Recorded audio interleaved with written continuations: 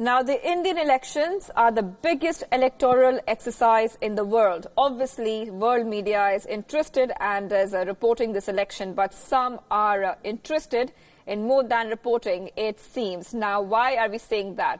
The Time magazine, for instance. Guess who's on the cover? Narendra Modi, the Prime Minister of India. But that's not how they introduce him. The headline calls him India's divider-in-chief.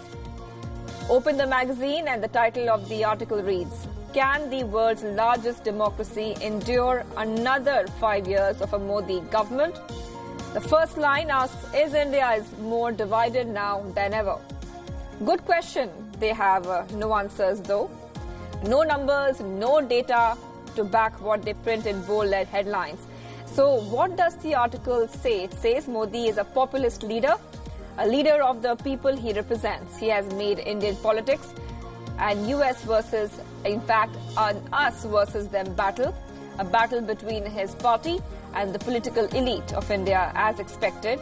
There are no references, in fact, to the Gujarat riots and uncited report that says India is the most dangerous place for women in the world. The report, if we call it that, paints the Modi's victory as a conversion of cultural anger into economic promise. Now, this isn't the first time Modi has appeared on the cover of the Time magazine. He's a powerful leader and the head of the world's largest democracy. In 2012, they featured him with the caption, "Modi means business." But can he lead India? This was before he became the Prime Minister a few years later, after his landslide win. In 2015, Time ran an interview with Modi with the title, "Why Modi Matters." That article, in fact, had looked at the reform pitch of the Prime Minister. 4 years later, Time is clearly running a campaign against India's Prime Minister.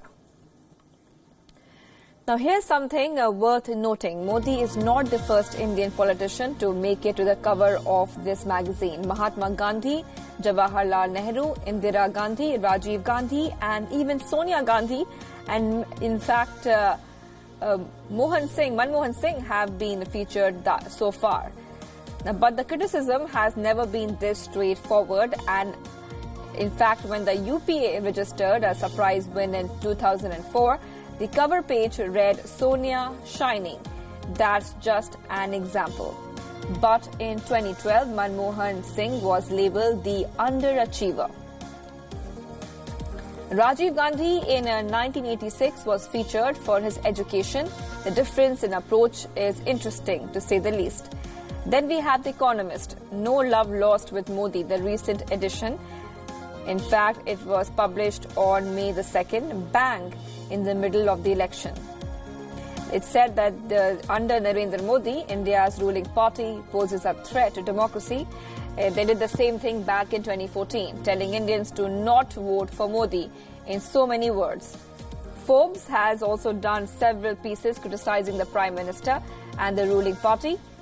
Steve Forbes himself called demonetization immoral.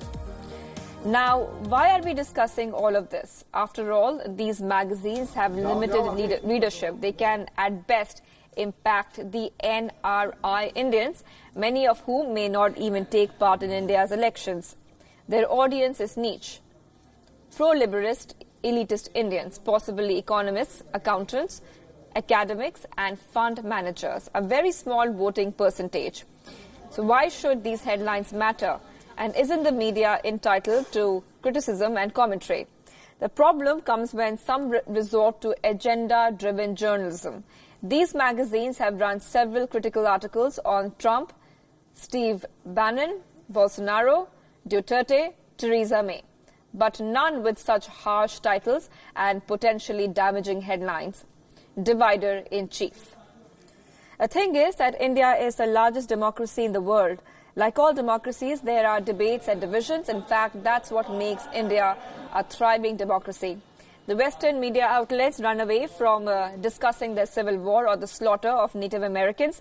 They don't even speak about the rise in anti-Semitism and white supremacy. But when it is India, they conveniently take the moral high ground and call a prime minister names.